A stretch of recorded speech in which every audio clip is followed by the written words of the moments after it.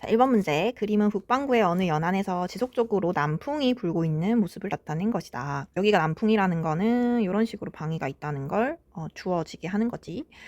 1번 용승과 침강의 역할. 해수가 용승을 해요. 심층에서부터 표층으로 용승을 하면은 이제 영양염류, 심층 해수에 있는 영양염류를 공급받는 거고, 반대로 이제 침강을 하면은 이제 심층에 산소를 공급해 주는 거죠. 표층에 있는 해수가 이제 심층으로 침강을 하면 심층에 산소 공급을 해주게 된다.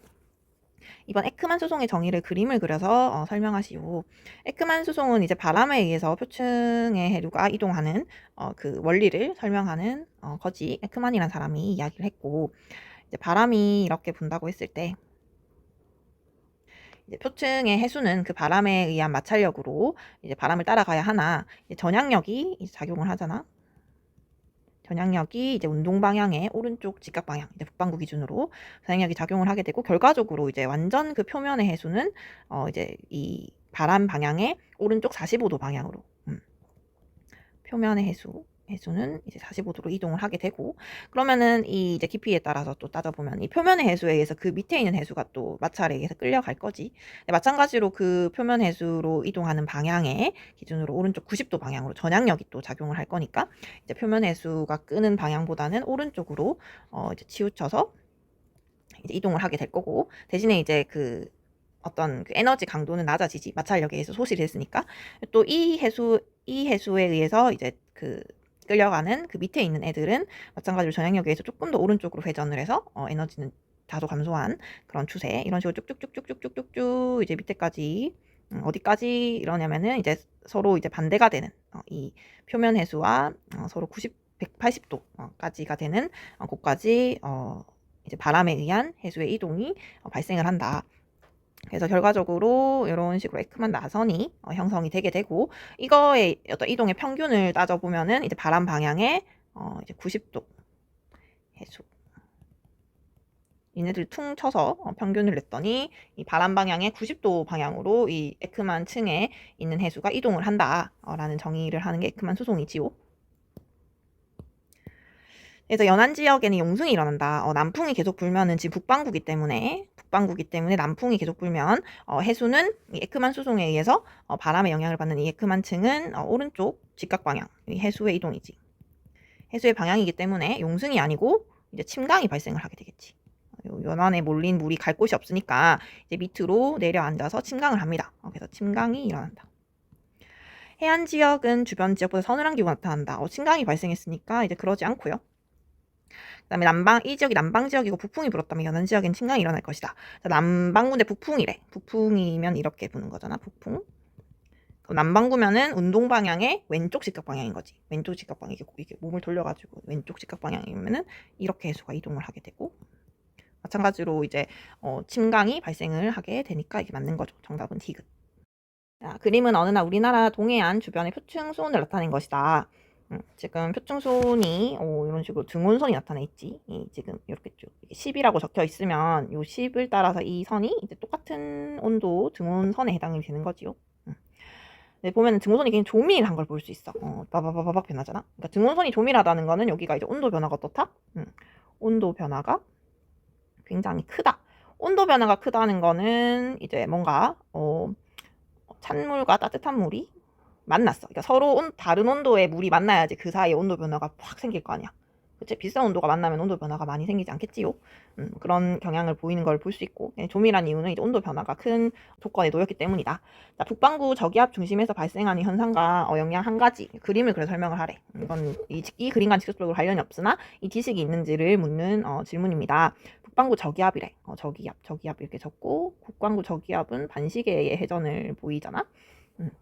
그러면 저기압 중심에서 반시계로 돌고 있으니까 북반구에서 이 반시계로 도는 이 바람에 의해서 밑에 있는 해수가 끌려갑니다. 근데 해수가 끌려가는데 이제 에크만 수송을 하겠지. 에크만 수송은 이제 그 바람 방향의 그 오른쪽 90도가 될 것이다. 그러면은 지금 이렇게 방향을 보면 오른쪽 90도면 이게 바깥으로 이제 해수가 끌려나가고 이게 바람인 거지. 그치요? 해수가 이제 바깥쪽으로 이제 발산하는 그런 현상을 보일 것이다. 따라서 이 중심에서는 이제 용승이나 침강이나 둘 중에 하나인 거지. 용승입니다. 왜냐면은 비었으니까 아래에서부터 채워 올라올 거니까, 그치? 용승이 일어나고, 용승이 일어난다는 거는 이제 그 어떤 심층 해수에 많이 들어있는 영양염류를 표층으로 이제 뿌린다. 이제 심층 해수의 어떤 그 용존산소, 풍부한 용존산소도 이제 뿌린다. 뭐 이런 의미가 있을 수 있다. 3번 남반구 저기압 중심이래. 왜 남반구입니다. 남반구에서는 이제 전압력이 왼쪽 직각 방향으로 작용하기 때문에 저기압이 시계 방향으로 돌게 되지요. 자, 그러면 이게 바람이 시계 방향으로 이제 회전을 하면은 이제 마찬가지로 해수가 끌려갑니다. 그래서 평균적인 이동이 바람 방향의 왼쪽 90도 방향으로 이제 에크만 수송이 되겠지요. 왼쪽 90도니까 이렇게 되겠지? 똑같네. 그래서 마찬가지로 이제 중심인 용승이 발생하게 될 것이다. 그래서 영양은 이제 영양염류를 공급받을 수 있겠다. 그리고 이제 수온이 낮아지겠지. 자, 이 지역에서 북풍 계열의 바람이 지속적으로 불었다. 지금 온도 변화가 크다는 거는 이제 어떤 이제 수온이 있을 때 여기에 뭔가 수온이 색다른 게 들어왔다는 거지요. 그래서 이제 용승이 됐다는 걸 알 수가 있고, 용승이 되기 위한 바람의 방향. 지금 우리나라 동해안이기 때문에 해수를 이렇게 대양 쪽으로 밀 수 있는 이제 방향으로 보면은 이게 해수가 일로 이동해야 되는 거예요. 해수가 일로 이동하려면은 바람이 이제 해수와 이제 오른쪽 직각 방향이니까 바람이 이렇게 불어야 되는 거지. 바람이 이런 식으로 지속적으로 불어야지 해수가 이제 대양 쪽으로 밀려나겠지. 그러면서 이제 연안 쪽에서는 용승이 발생하게 되는 겁니다. 이거 무슨 풍이니? 이게 지금 동해니까 여기 남쪽일 거 아니야. 그래서 남쪽에서 불어오는 풍이니까 남풍. 틀렸고. 그다음에 표층 해수는 연안에서 먼 바다 쪽으로 이동했다. 먼 바다 쪽으로 이동했으니까 연안에 용승이 발생을 한 거지. 맞고. 죽변 주변 지역은 내륙 지역보다 평균 기온이 낮을 것이다. 자, 죽변은 이제 연안 쪽이지요. 용승이 발생했기 때문에 선선한 기온을 느낄 수 있을 것이다. 그래서 니은이랑 디귿이 정답. 3번 그림은 어느 시기에 태평양 적도 부근 해역에서 표층 해류의 평균 유속을 관측한 것이다. 자, 1번 A씨 해류 이름 말해보래요. A는 이제 북적도 해류고. 북적. 뭐야, 왜 안 나? 북적도 해류. 다음에 이제 C는 남적도 해류. 다음에 B는 적도 반류. 반대로 이제 경사류지에는 이제 물이 다 동해에서 서로 이동하니까 이제 이런 식으로 이제 경사가 이제 어떤 해수면에 경사가 생겨서 이제 반대쪽으로 흘러가는 흐름이 생긴 게 적도 반류가 되더라. 자, 2, 3 A, B, C 해류가 형성된 이유. A랑 C 같은 경우 이 적도 남적도 북적도는 이 무역풍에 의해서 이제 형성된 바람이고, 이 적도 반류 같은 경우에는 이 남적도와 그 북적도의 어떤 동에서 서의 그 해류의 몰림, 서쪽이 해수면이 좀 더 높아지는 수 센치 정도 높아지는 그런 현상으로 생기는 경사에 의해서 생기는 경사류가 된다. 자, 기억 A와 C는 적도 해류이다. 적도 해류 맞습니다.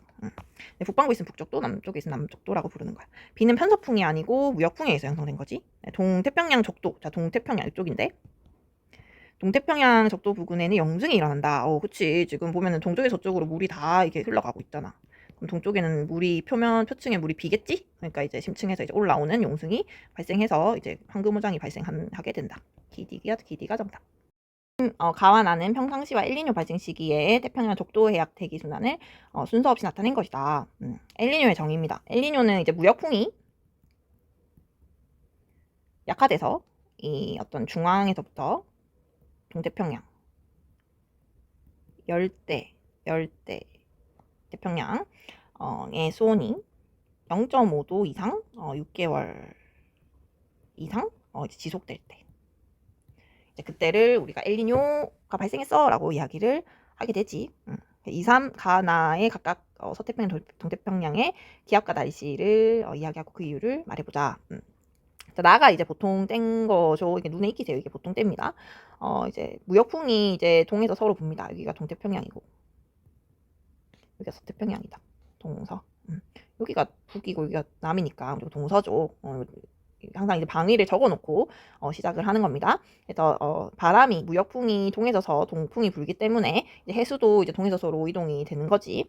그래서 이 바람에 의해서 해수가 따뜻한 해수, 엄청나게 따뜻하잖아. 적도 해수면은 적도 이제 바다면은 굉장히 따뜻하기 때문에 따뜻한 바닷물이 서쪽으로 다 몰려요. 따라서 이제 바닷물이 따뜻한 게 많으니까 대기도 같이 가열이 되는 거지. 그래서 여기는 이제 저기압이 형성이 됩니다.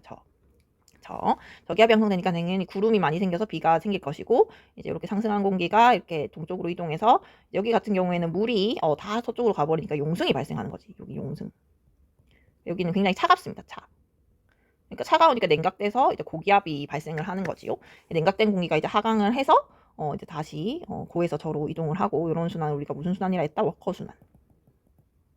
워커 순환이라고 부른다. 이게 이제 평상 때의 식인 거지. 그래서 여기 동태평양의 어떤 페루 칠레 여기에는 이제 황금어장 용승으로 인한 황금어장이 형성이 되고 이제 서쪽은 강수량이 풍부해서 어떤 우림 같은 게 잘 형성이 된다. 근데 이제 엘니뇨가 발생하면 어떻게 된다? 이게 동에서 서로 해수를 밀어주던 바람의 힘이 약해지면서 이 따뜻한 해수가 이게 원래는 서쪽에 다 몰려 있었는데 이게 중앙과 이제 동쪽으로 이제 이런 식으로 퍼지는 거지. 따뜻해집니다. 그러면서 이제 여기 이 서태평양에 생기던 구름대가 이제 중앙 태평양과 이제 동태평양을 이제 기점으로 이제 생기기 시작해. 그래서 중앙과 이제 그 동태평양에 비가 내리니까 모든 거는 다 공평하거든. 어디가 비가 많이 내린다는 건 그러니까 우리나라가 올해 이제 가을에 이례적으로 비가 많이 내렸잖아. 그렇다는 건 어느 지역에는 가뭄이 발생하고 있다. 이례적인 가뭄이 발생할 것이다라는 걸 생각하면서 살면 좋겠어요. 그러니까 이제 동태평양과 중앙 태평양에 비를 내려버리니까 서태평양은 이제 비가 안 오는 거지. 이제 그런 현상이 발생하게 된다. 그래서 여기가 이제 상대적으로 차가워지니까 이제 냉각이 돼서, 그러니까 상대적으로 냉각이 돼서 이제 고기압이 형성이 되고, 이제 이 중앙태평양과 요 동태평양 같은 경우에는 따뜻해지잖아. 그래서 이제 저기압이 형성이 된다. 그래서 여기는 홍수. 그리고 여기는 이제 가뭄. 이런 식으로 이제 형성이 되는 게 엘니뇨. 그치요? 이유를 얘기를 했어. 그래서 가보다 나일 때, 이 평상시일 때, 평상시일 때 큰 값을 갖는 것. 무영풍은 평상시가 더 세겠지. 동태평양 적도 해역의 강수량. 평소에는 맑단 말이지. 맑아서 강수량이 막 풍부한 그런 느낌은 아닌데 이제 엘니뇨가 되면은 이제 홍수가 나잖아. 그래서 여기서는 이 동태평양 강수량은 오히려 평상시가 더 작고 틀렸고 그리고 서태평양과 동태평양 적도의 해수면 높이 차. 이게 높이 차가 발생하려면 그만큼 누군가가 힘을 줘서 그걸 유지해줘야 되는데 그 유지해주는 게 무역풍이잖아. 근데 이제 엘니뇨 같은 경우에는 그 무역풍이 약해져 버리니까 해수면의 차이가 이제 미비해진다. 높이 차는 이제 감소를 높이 차는 이제 엘니뇨 때가 더 작아진다. 그렇기 때문에 틀렸고 정답은 기억이 되는 거지. 5번 문제. 자, 이거는 문제를 좀 수정하고 들어가자. 쌤이 이거 편집하는 과정에서 뭔가 문제가 섞인 것 같습니다. 표층수온 편차가 아니고 이게 연직 수온 변화. 태평양 적도 부근 해역의 연직 수온 변화를 순서 없이 나타낸 것이다 라고 수정을 부탁드립니다. 자, 1번. 이거는 기억, 니은, 디귿부터 하고 그 다음에 1, 2, 3번을 해볼게요. 자, 기억. 가는 엘니뇨 시기, 나는 라니냐 시기다 라고 물어보지. 지금 그림을 우리가 해석을 해보자. 밑으로 갈수록 수심이 낮아지고 있고 여기가 이제 동태평양, 여기가 이제 서태평양 부분을 이야기합니다. 쌤 지금 여기 보면은 서경 100이고 여기는 동경인데 여기가 동태평양, 여기가 서태평양인가요? 라고 물어볼 수 있지만 이게 어떤 경도라고 하는 건 얘들아 이제 영국의 그린위치 천문대를 0으로 두고 영국의 그린위치 천문대를 기점으로 동쪽이면 이제 E가 붙어서 이제 숫자가 쭉쭉 커지고 이제 서쪽이면은 이제 W 웨스트 서쪽 그 W가 붙어서 이제 커지는 값으로 이거는 전혀 이제 어떤 그 방위와는 상관이 없다. 우리가 이제 있는 지점에 어떤 방위와는 상관없고 이거는 그냥 영국의 그린위치 천문대를 기점으로 한 경도의 표시인 거예요. 그래서 이 동태평양 지역에 이제 이 경도가 서경 100인 거야. 그리고 이 서태평양의 이 위치도 이제 동경 이제 140도 정도가 이제 되는 위치인 거고. 근데 여튼 이제 여기가 이제 동태평양이고 서태평양이 됩니다. 근데 지금 동태평양과 서태평양의 수온을 연직 수온 변화가 나타나 있는데 우리가 여기 표층만 보면 되지. 표층. 지금 가 같은 여기 이제 가라고 하고 여기 나라고 했을 때 이제 가는 표층의 수온 변화가 이제 크지 않다. 서태평양도 한 29, 동태평양 이제 중앙도 29, 뭐 동태평양은 뭐 한 28, 뭐 이렇게 돼 있지 않습니까? 그쵸? 여기는 뭔가 표층 수온의 변화가 작다. 그리고 뭔가 용승의 느낌도 안 나죠. 뭔가 이렇게 올라오는. 근데 반면에 나 같은 경우에는 서태평양은 한 29도, 동태평양은 무려 한 20도까지 내려갑니다. 그죠? 그리고 이게 지금 등온선이 이렇게 조밀하다는 건 온도 차이가 크다는 거고 뭔가 이렇게 새로운 그 온도 차이가 큰 물질이 들어왔다는 걸 이제 뜻하게 된다. 그래서 여기에 이제 용승이 발생했다는 거를 알 수가 있고 따라서 이제 여기가 이제 평소고 엘니뇨 라니냐 둘 중에 하나니까 이제 여기가 이제 라니냐가 되고 이제 가가 이제 엘니뇨가 되는 거겠지. 그렇죠? 그래서 이거 맞았고 무역풍이 이제 언제 강하냐라고 했을 때 라니냐 때 강하잖아. 맞고, 동태평양 적도 부근 해역에서 강수량이 언제 더 많이 있는가? 평소에는 이제 용숭이 일어나서 차가우니까 고기압이 형성돼서 맑고, 이제 엘니뇨가 형성이 되면은 이제 홍수 같은 게 형성이 됩니다. 그래서 가시기가 맞다. 정답은 D가 된다. 자, 1번 가을 때 동서태평양 기압을 얘기하고 그렇게 생각한 이유. 지금 보면은 엘니뇨가 발생해서 무역풍이 약화가 되면 서쪽 서태평양으로 이제 몰리던 따뜻한 해수가 약해집니다. 따라서 서태평양 입장에서는 평소보다는 이제 이 29도라고 되어 있지만 평소보다는 이제 수온이 낮아지는 거지. 그래서 여기는 이제 수온이 차가워지게 되고 상대적으로 이제 고기압이 형성이 됩니다. 여기서. 그리고 이제 중앙에서 동서평양 같은 경우에는 따뜻한 물이 이제 몰려와. 그래서 여기는 이제 저기압이 형성이 돼. 결과적으로 이제 고기압은 날씨가 맑게 되고, 그래서 이제 가뭄이 발생할 수 있다. 그다음에 여기는 이제 오히려 이제 비가 많이 옵니다. 그래서 홍수가 많이 내릴 수 있더라. 그렇고, 그다음에 나 같은 경우에도 설명을 해보자.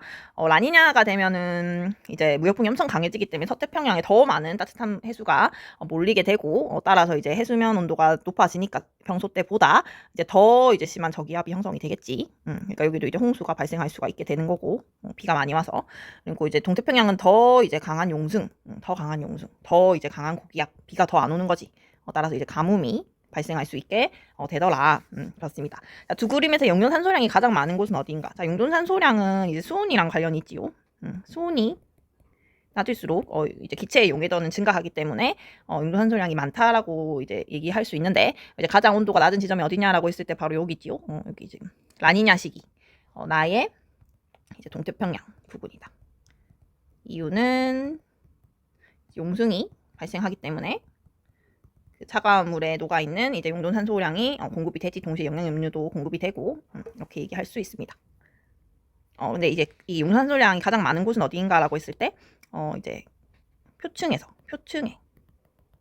용존산소량이 많은 곳이 어딘가라고 이것도 추가해 주세요.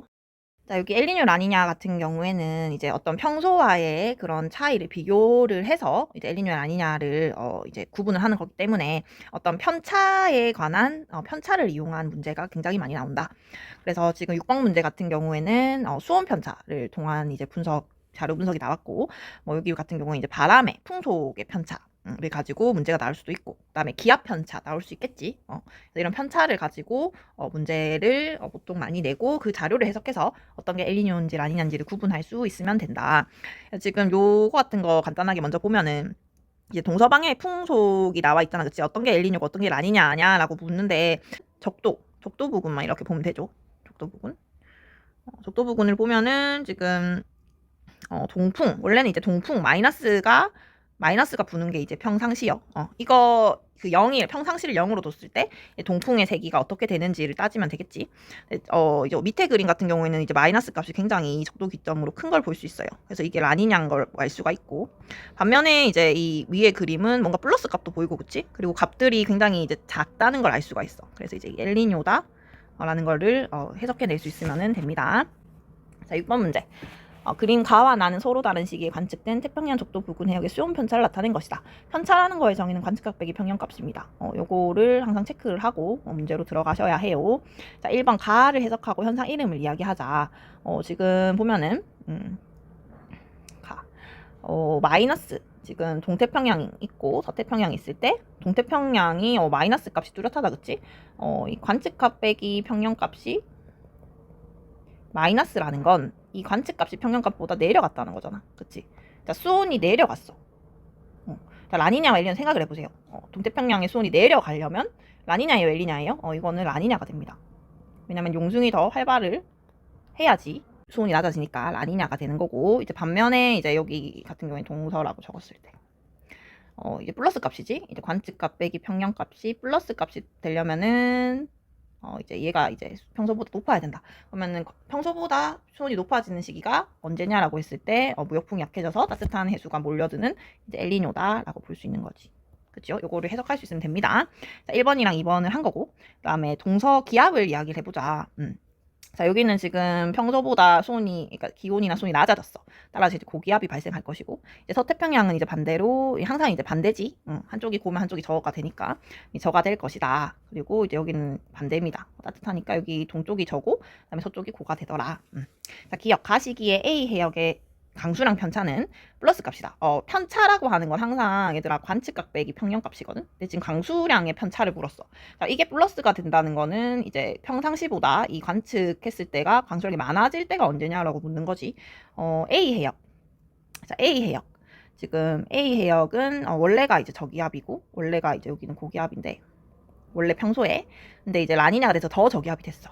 그럼 관측할 시기에 이제 홍수나 이런 게 발생할 수 있겠지. 그러니까 관측각 시기가 강수량이 더 많을 거니까 플러스가 된다. 맞는 이야기죠. 나 시기에 동태평양 적도 부근 해수면 높이 편차는 플러스다. 자, 이번엔 높이 편차를 이야기했어요. 해수면 높이 편차. 마찬가지로 관측각 빼기 평형값입니다. 이게 마이너스가 될 거야. 그러면은 관측했을 때 얘가 평소보다는 낮아져야 돼. 평소보다 이제 낮아졌다는 거는 더 많은 해수가 서쪽으로 이동해서 동쪽에는 해수면이 낮아졌다인데 이게 마이너스 값이 된다는 걸 아니냐를 이야기하는 거지. 근데 나 같은 경우에는 엘니뇨 때잖아.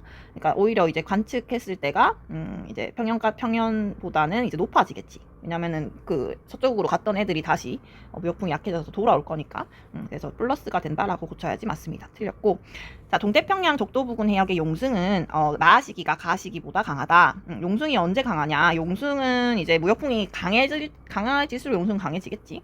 따라서 라니냐 시기에 더 강합니다. 그래서 틀렸습니다. 정답은 기역. 자, 요 6번 문제는 굉장히 잘 만든 문제 같아요. 6번 문제 별표 치고 이해할 수 있도록 연습을 합시다. 자, 7번 문제. 그림 가는 북반구 여름철에 관측한 태평양 적도 부근 해역의 표층소음 편차. 표층소음 편차를 나타냈고, 이 시기에 관측한 북서 태평양 중위도 해역의 표층소음 편차를 나타낸 것이다. 자, 이 시기는 엘니뇨 시기와 라니뇨 시기 중 하나이다. 자, 1번 가를 해석하고 현상 이름을 적어보자. 지금 여기는 표층소음 편차를 나타냈잖아. 마찬가지로 동서 적어봅시다. 동서.